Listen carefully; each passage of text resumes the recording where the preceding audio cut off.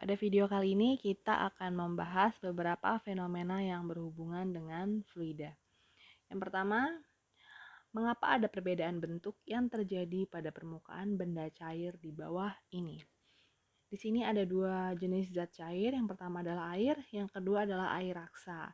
Jika kalian perhatikan, permukaan air raksa berbentuk lebih cembung daripada permukaan air. Kira-kira fenomena apakah ini? Kemudian yang kedua, mungkin kalian pernah mengamati sebuah kapal tongkang yang dapat membawa batu bara dalam jumlah besar yang dapat mengapung di Sungai Alala. Kira-kira konsep fisika apa yang membuat kapal tongkang ini dapat mengapung di atas sungai?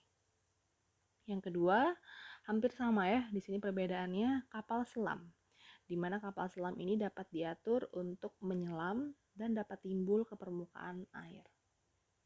Sedangkan untuk jarum yang ukurannya jauh lebih kecil dibandingkan dengan kapal, mengapa dia tenggelam ketika dia dicelupkan ke dalam air? Selanjutnya, mengapa seekor serangga dapat berjalan di atas air? Dan di sini ada beberapa orang yang sedang berenang. Kemudian pertanyaannya, apakah semua orang yang sedang berenang di pantai ini mengalami gaya yang sama? Kemudian masih berhubungan dengan pantai dan air laut. Nah, mengapa orang bisa bersantai dan mengapung di atas laut mati tanpa takut tenggelam?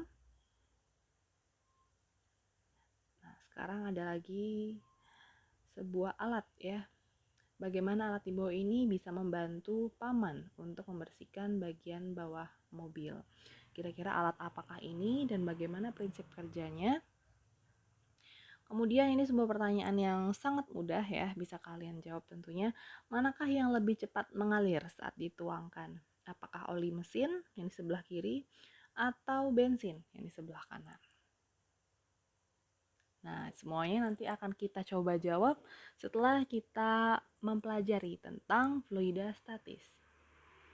Nah, yang pertama, dalam fluida statis ada yang namanya hukum Archimedes, di mana hukum Archimedes ini menjelaskan bahwa benda yang dicelupkan ke dalam zat cair akan mengalami gaya angkat ke atas yang besarnya sama dengan zat cair yang dipindahkan. Nah, di sini rumus untuk hukum Archimedes adalah Fa. Fa itu adalah gaya angkat atau gaya apung yang sama dengan rho F. Rho F itu adalah massa jenis fluida atau massa jenis air. Kemudian G adalah percepatan gravitasi dan VBF adalah volume benda yang tercelup atau volume benda yang berada di dalam air. Nah, hukum Archimedes ini sangat membantu atau memudahkan untuk menjelaskan prinsip kerja dari kapal selam. Nah, di sebelah kanan ada konsekuensi dari gaya Archimedes. Ada terapung, melayang, dan tenggelam. Nah, untuk membuat sebuah benda terapung, maka gaya apung itu harus lebih besar daripada W atau berat benda. Atau bisa juga dikatakan bahwa massa jenis benda harus lebih kecil daripada massa jenis fluida atau dari massa jenis air. Sedangkan untuk membuat benda melayang, maka massa jenis benda harus sama dengan massa jenis air. Kemudian untuk membuat benda tenggelam, maka massa jenis benda harus lebih besar daripada massa jenis fluida.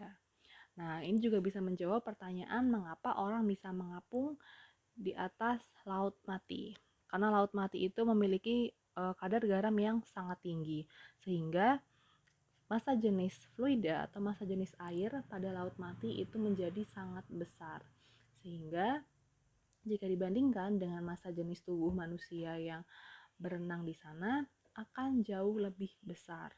Sehingga massa jenis manusia itu menjadi lebih kecil jika dibandingkan dengan massa jenis pada laut mati. Kemudian yang kedua ada tekanan hidrostatis. Nah, tekanan hidrostatis ini menjelaskan bahwa semua titik yang terletak di suatu bidang datar dalam fluida memiliki tekanan yang sama. Nah, di sini contohnya ada sebuah pipa U ya. Jadi ini namanya pipa U. Di sebelah kiri ada fluida kita anggap sebagai fluida 1, kemudian yang berwarna kuning kita sebut sebagai fluida 2. Nah, ketika fluida ini dicampurkan, dia akan memiliki ketinggian yang berbeda karena dia memiliki massa jenis yang berbeda.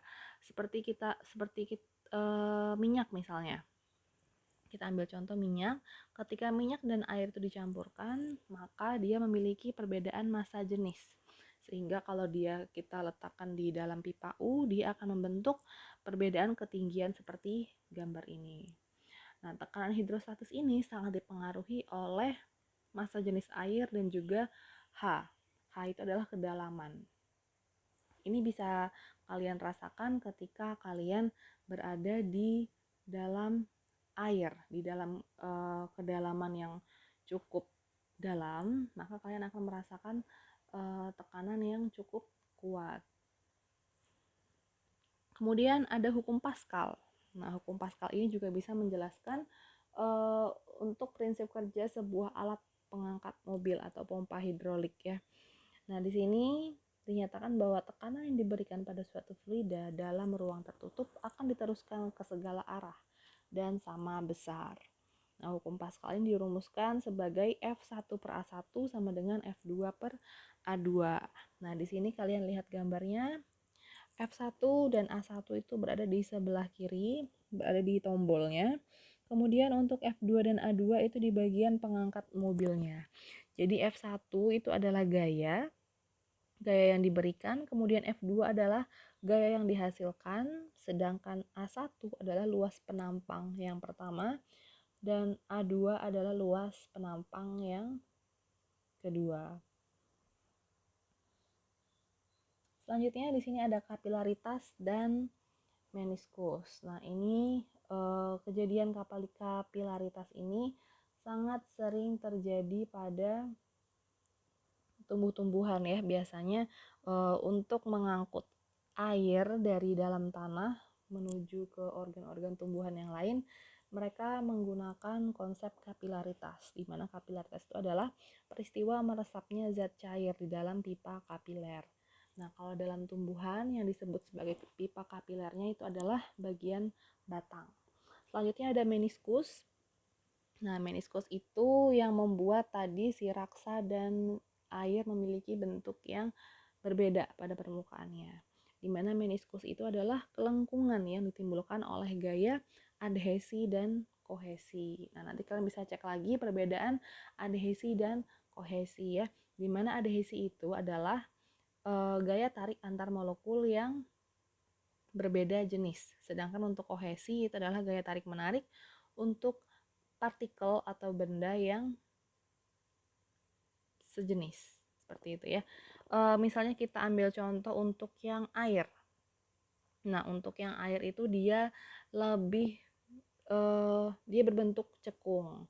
Artinya pada air itu gaya tarik menarik yang lebih kuat adalah gaya tarik menarik antara air dengan dinding dari gelas ya, dinding gelas atau dinding pipa. Sehingga pada air ini yang lebih kuat adalah gaya adhesinya, yaitu gaya tarik menarik antara air dengan gelasnya dibandingkan air dengan sesama air. Sedangkan untuk raksa, terlihat bahwa raksa ini dia memiliki bentuk yang cembung. Artinya, gaya tarik menarik antara sesama partikel air raksa itu lebih kuat dibandingkan gaya tarik menarik antara raksa dengan dinding pipa atau dinding gelas. Selanjutnya adalah viskositas. Nah, viskositas ini membahas tentang kekentalan suatu fluida. Jadi, jika kalian lihat di pembahasan sebelumnya tentang perbedaan kecepatan aliran pada oli dan pada bensin. Nah, di situ kita ketahui bahwa bensin lebih cepat mengalir dibandingkan oli. Ini artinya oli memiliki kekentalan yang lebih tinggi. Nah, di sini viskositas adalah sifat tahanan suatu fluida terhadap tegangan yang diberikan, atau disebut juga sebagai kekentalan dari suatu fluida. Nah, di sini dirumuskan viskositas atau tahanan suatu fluida dilambangkan sebagai Fs sama dengan 6pi mu RV, di mana Fs itu adalah gaya gesek antara benda dengan fluida. Nah, biasanya viskositas ini cara mengukur kentalannya dengan menguji sebuah benda yang dicelupkan ke dalam airnya. Kemudian mu itu adalah koefisien dari kekentalan fluida tersebut. Kemudian R adalah jari-jari bola yang kita gunakan sebagai percobaan, dan V itu adalah kecepatan si bola percobaan tadi untuk bergerak dari permukaan cairan sampai ke dasar. Nah, selanjutnya adalah tegangan permukaan. Nah, tegangan permukaan ini digunakan untuk membahas tentang serangga yang bisa mengapung di atas permukaan air, di mana tegangan permukaan ini adalah gaya atau tarikan ke bawah yang menyebabkan permukaan cairan berkontraksi dan benda dalam keadaan tegang.